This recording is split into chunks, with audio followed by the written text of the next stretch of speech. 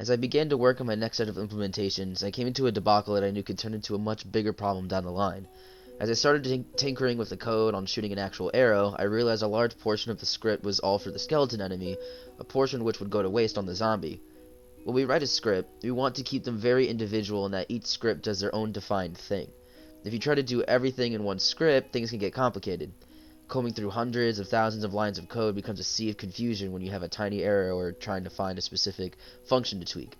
This being said, trying to control to very different enemies in one script was hell, so I had to forcefully separate the two into their own codes. The rotten enemy gave me more trouble than I had originally expected, since once I tried to gut it out of the overall code into its own, it would die in one hit and follow me under the ground. I tried to see which part of the code was missing, and then I realized that it was just the new script itself. For some reason, having a new script with the same exact code as the original was causing our little zombie friend to break. Now, for the Skelly, it would no longer take damage for some reason, so back to work I went. There was a lot of back and forth, on and on, trying to figure out what went wrong.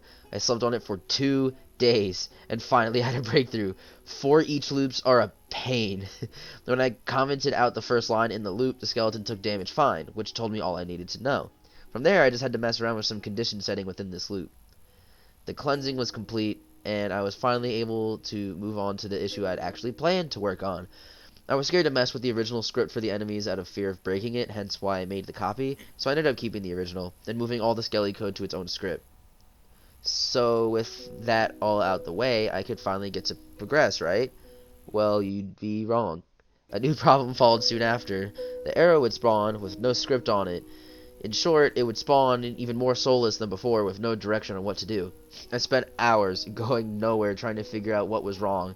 Eventually, I found the source of it was staring me in the face the whole time. It was the minus equals that was the problem. Again, it was one line. These problems are dangerous, I swear. Here's what happened. I had a variable called lifetime, which determined how long the arrow would remain before disappearing. To do this, I had lifetime minus equals lifetime to decrement the value and destroy.this to remove the arrow from the game. However, this was incorrect. I made 2 mistakes with these lines. Firstly, lifetime minus equals lifetime simply decreased lifetime by its own value, so it would immediately go to 0. What I instead had to do was lifetime minus equals time.delta time, which decreases the value by every tick of the game. Simple fix, simple code, but I have my moments. Secondly, destroy.this targeted the script itself, so once lifetime was 0, the script would delete itself, explaining why the arrow would spawn without one. Instead, I had to do destroy.this.gameObject in order to destroy the object or arrow itself. Once I got the velocity for the arrow working, I had to figure out collision. How would I get the game manager onto the arrow prefab? You can't assign something that exists onto something that doesn't exist yet, if that makes any sense. It has to be done in the code itself. Basically, the code has to find the object, then find the script you want to reference on that object, then assign that to the variable so you can call it later. Did you catch all that? Good, me neither.